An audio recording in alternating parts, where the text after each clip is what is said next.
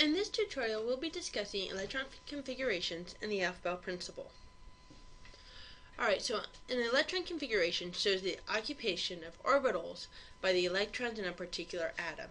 Essentially, you're showing the approximate location of where those electrons are. The electron configuration for a ground state hydrogen, for instance, is 1s2. Here, 1 is for the quantum energy level, so essentially the ring around it. S is the subshell. That's the shape that we talked about in the previous tutorial. And this 1 up here represents the number of electrons. The electron configuration tells us that the hydrogen's single electron is in the 1s orbital. Another way to represent this information is through an orbital diagram, which gives similar information but shows the electrons as arrows rather than numbers in a box representing the orbital. The orbital diagram for a ground state hydrogen, for instance, would be right here. We're still in the 1s orbital, but now instead of having the number, we're having an arrow pointing up. The box represents the 1s orbital, and the arrow within the box represents the electron in the 1s orbital.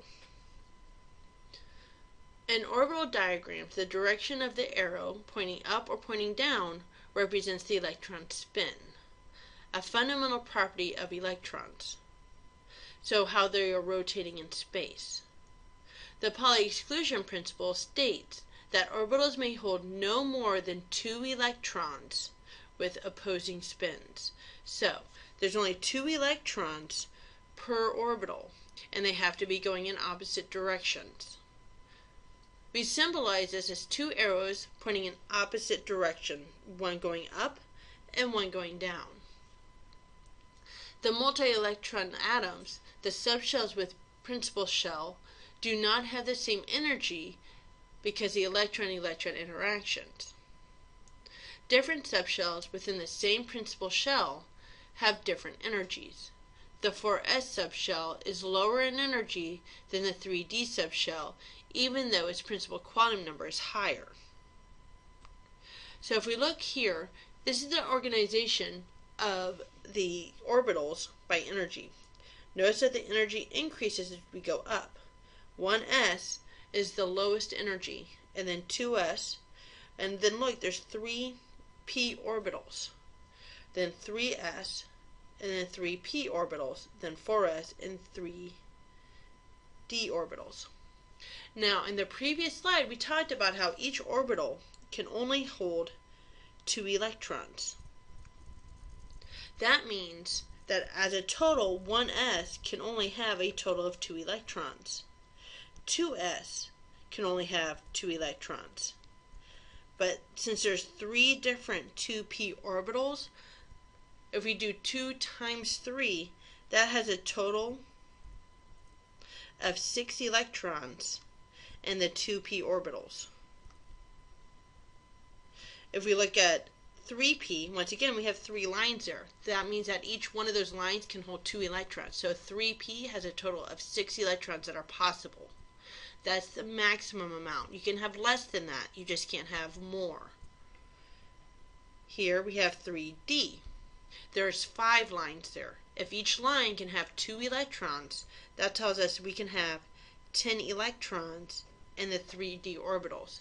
You can have less than 10, but you cannot, under any circumstances, have more than 10.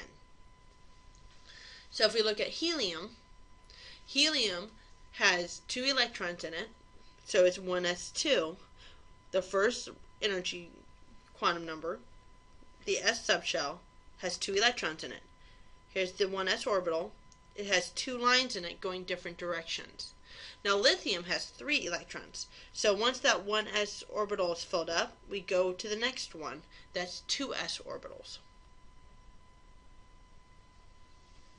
For carbon, carbon has a total of 6 electrons.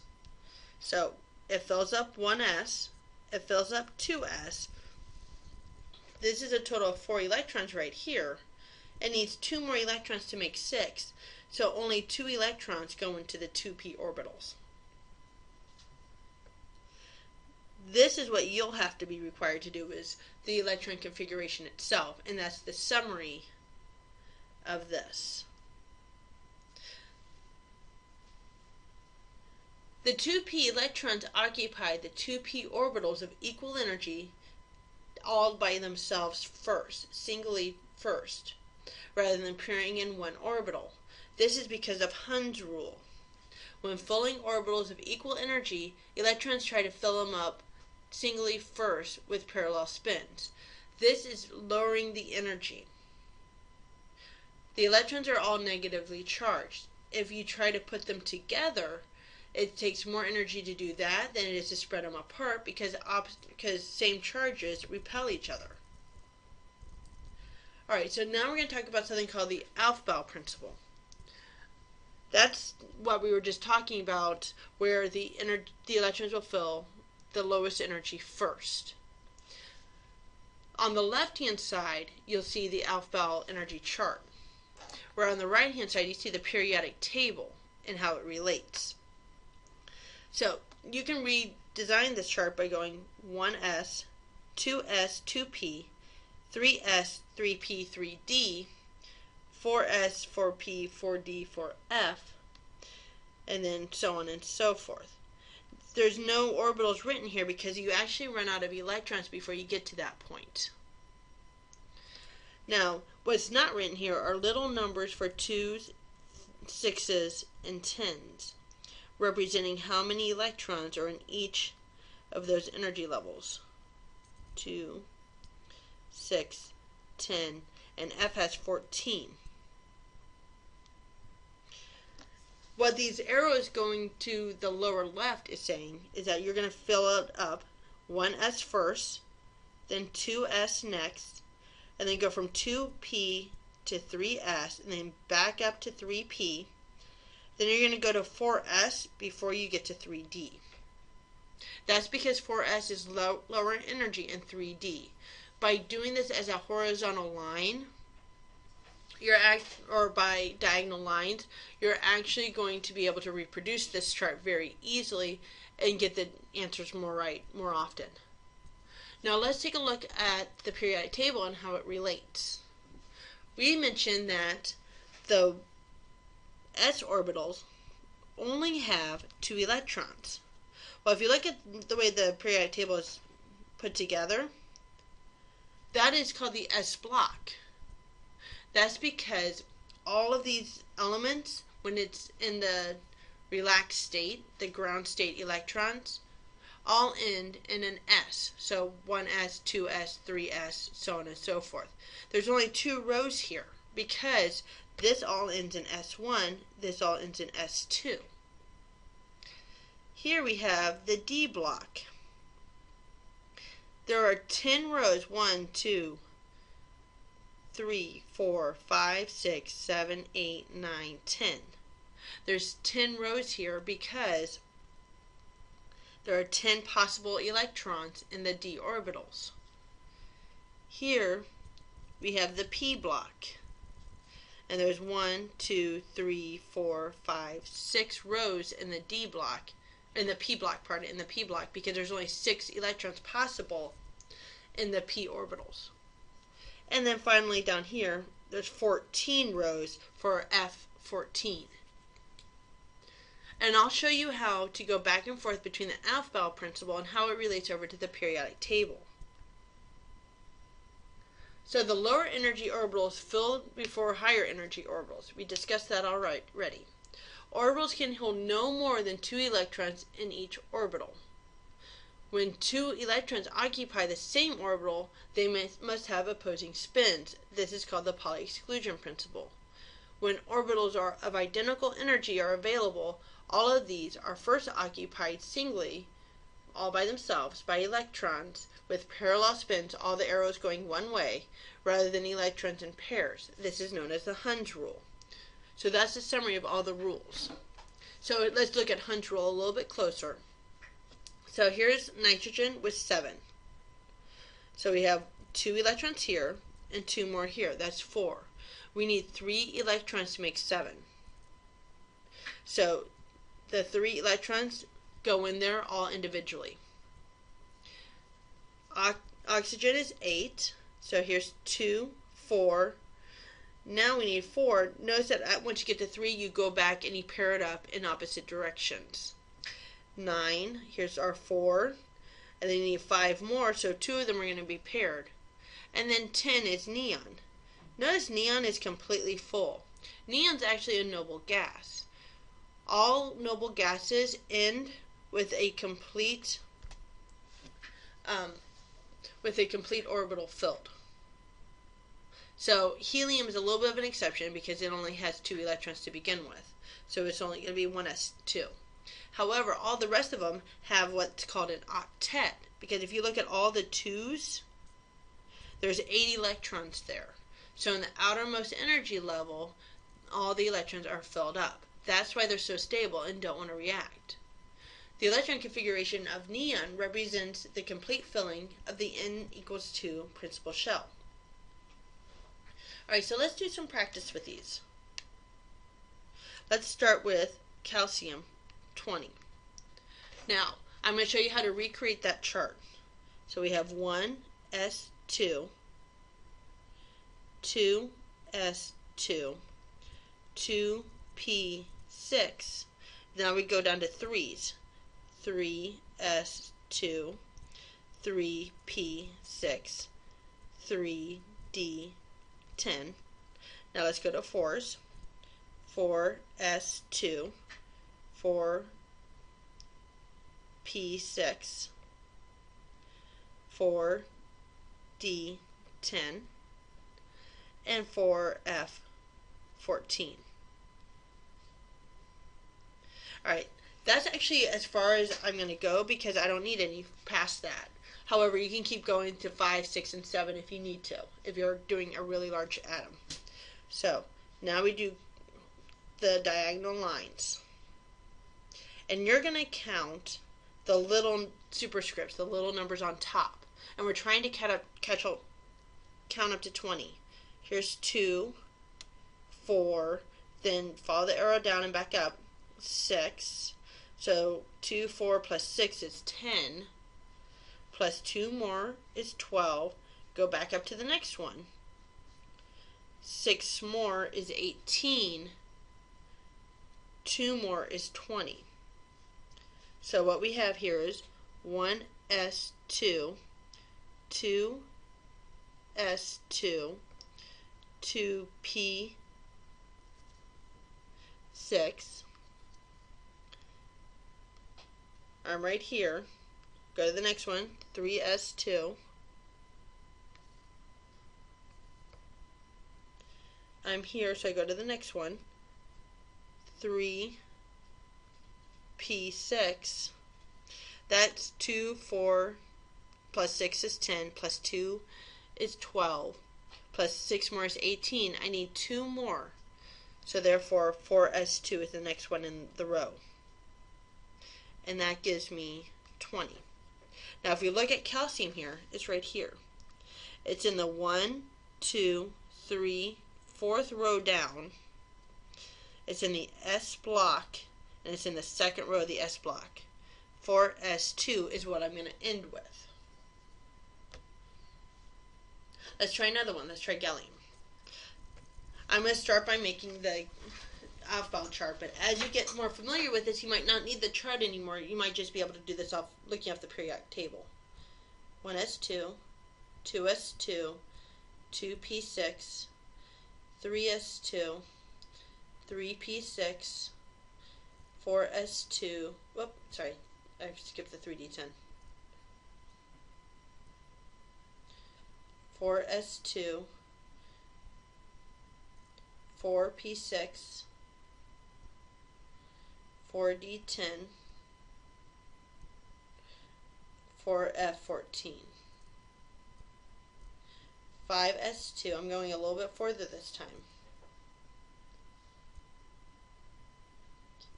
5p6, 5d10, 5f14. The diagonal lines telling us when we should fill the numbers in. Alright, so we have 31 as the atomic number. If it's a neutral atom, that means the electrons are going to equal the protons. So since there's 31 protons, that means I need 31 electrons. 1s2, I'm right here, go to the next one. 2s2, I'm right here, go to the next one. 2p6, right here, go down to 3, 2. 3s2, the next one is 3p6. Go follow the arrow down to 4s2.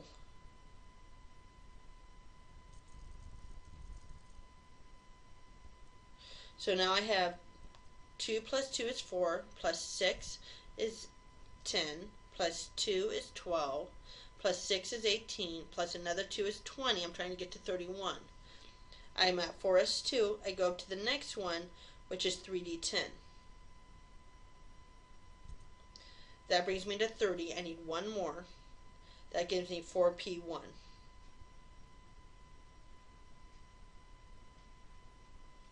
Now I can look at the periodic table and I see gallium right here. I notice it's in the P block. It's in the first row of the P block, which is why I have P1. Now I count, don't forget about helium up here. 1, 2, 3, 4. It's in the fourth row of the P block. Fourth period down in the P block, in the first row of the P block. Okay, strontium. 1s2, 2s2, 2p6, 3s2, 3p6, 3d10, 4s2, 4p6, 4d10, 4f14, 5s2, 5p6, 5d10, 5f14. Alright, so our diagonal lines.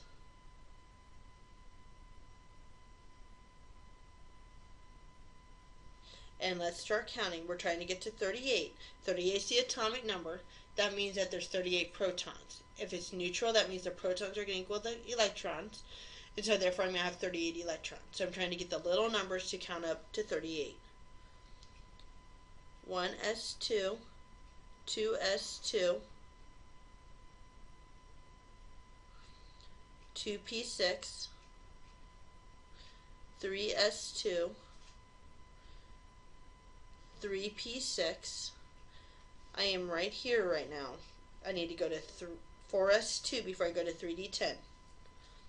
So 4s2, that gives me 20. 2 plus 2 is 4, plus 6 is 10, plus 2 is 12, plus another 6 is 18, plus another 2 is 20, and I'm trying to get to 38. I'm currently right here. I go up to the next arrow to 3d10. Now I'm up to 30. I'm trying to get to 38. 4p6 is next. And then finally, 5s2.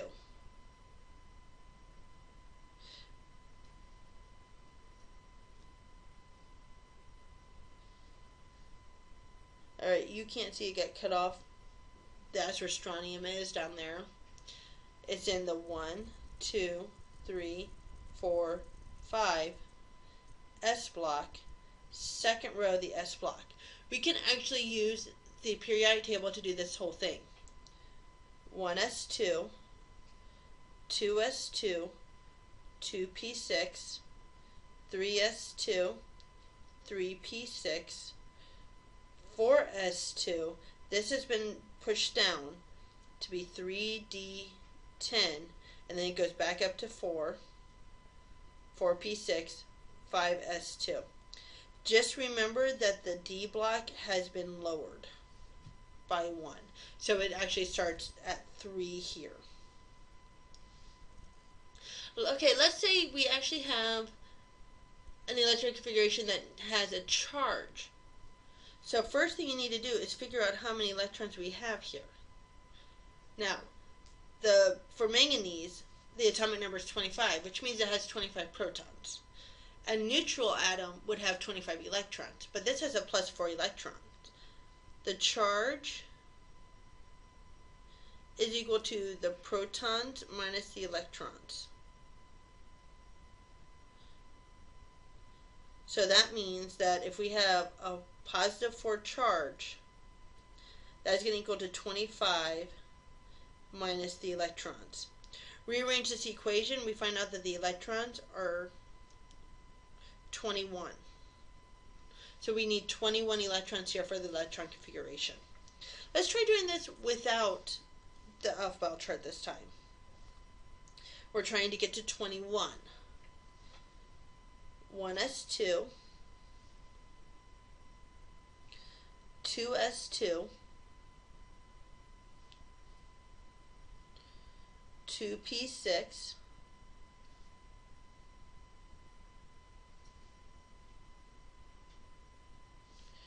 3s2, 3p6,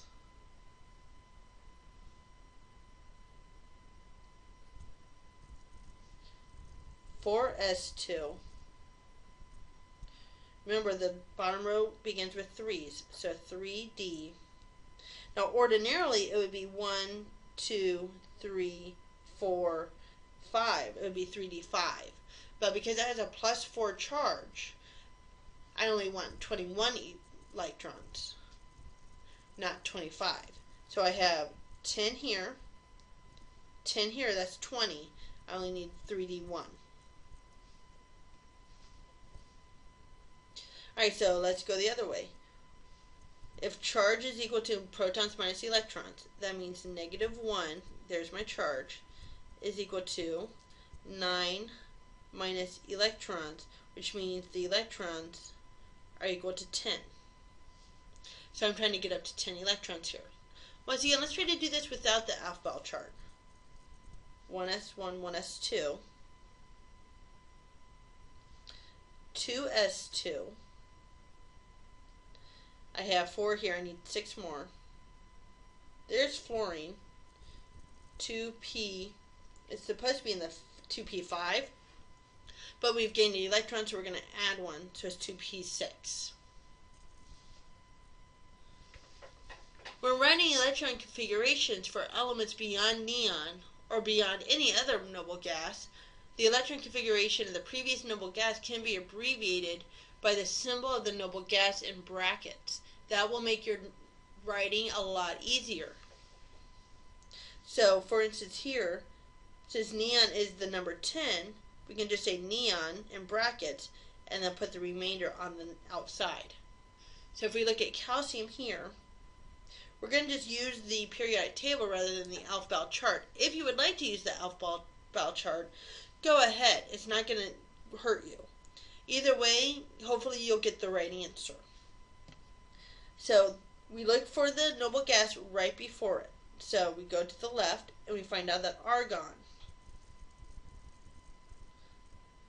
is a noble gas right before it, and it has 18. We need 2 more electrons to get to 20. So we have 1, 2, 3, the 4th row. And it's in the S block. And it's in the 2nd row of the S block. So that's your electron configuration if you use the noble gas configuration. We'll do one more.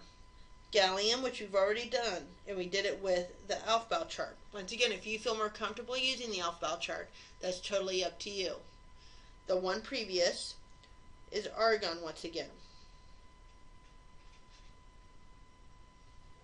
After that, we have 1, 2, 3, 4. So 4s2 puts us here. This got lowered, so it actually starts with 3. 3d10. And then in the 4th row, in the P block, it's in the 1st row. It's in the 1st column. And that's how you use noble gases in electron configurations. I hope this helps you with the electron configuration.